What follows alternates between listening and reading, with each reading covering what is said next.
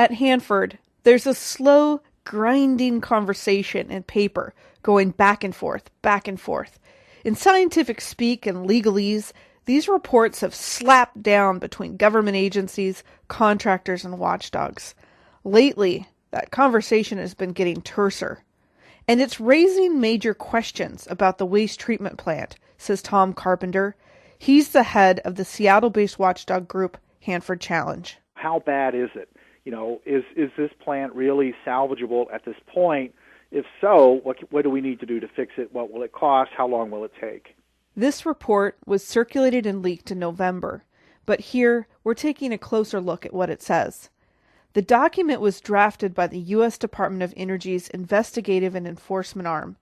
Even its name is a mouthful, the Office of Health, Safety, and Security's Office of Enforcement and Oversight.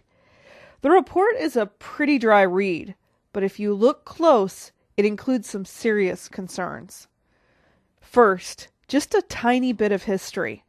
This waste treatment, aka vitrification plant, is a 65-acre complex.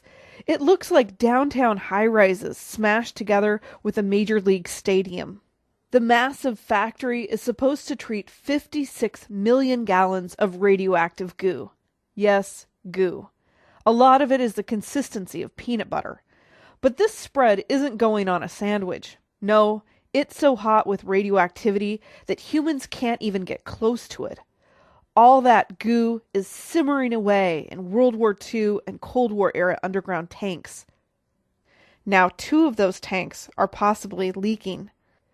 That's why building this waste treatment plant is so urgent. Did I mention that all the waste is not far from the Columbia River?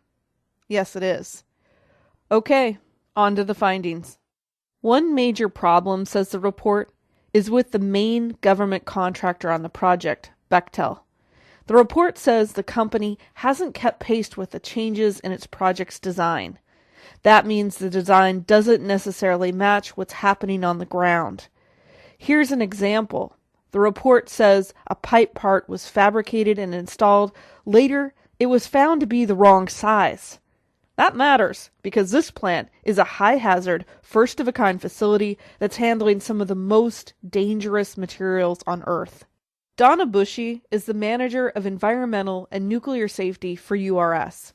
That's another top contractor on the waste treatment plant project.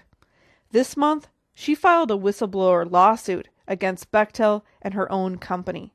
She's especially concerned about the plant's complicated pre-treatment facility. I think there are significant issues with the quality of, throughout the design and fabrication of that plant.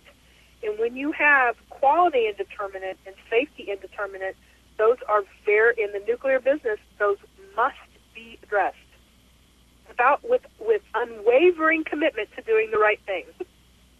So I do not believe we have a safe basis for the pretreatment facility. Here's another possible problem with the Hanford waste treatment plant, and it's one that's familiar in the Northwest: ashfall. Think Mount St. Helens, 1980. If a similar event were to happen when the waste treatment plant was running, it could be a disaster.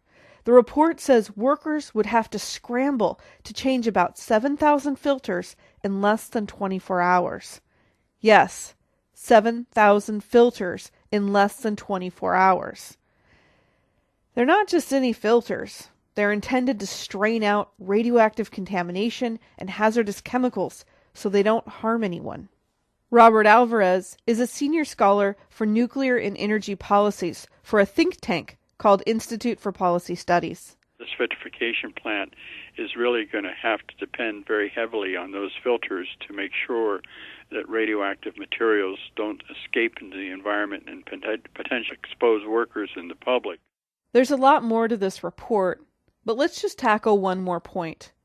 The tank waste at Hanford can produce flammable hydrogen gas. Hydrogen is prone to spontaneous explosion if too much gets trapped in one area. That could happen if a waste pipe gets plugged.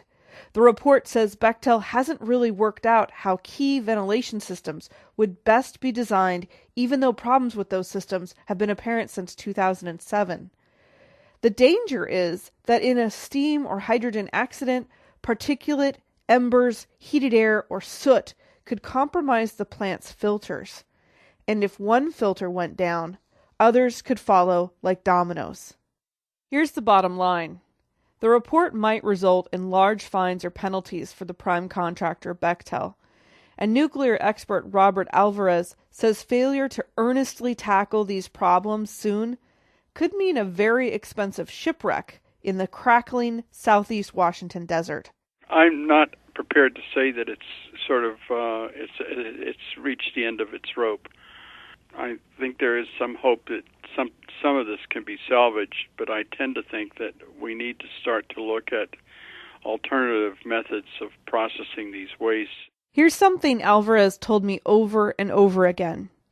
Designing and building Hanford's waste treatment plant is as complicated as sending men to the moon, and lots of smart people are working on it.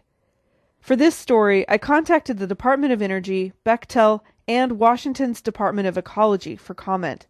They are all waiting for the final report to come out before making any statements. I'm Anna King in Richland.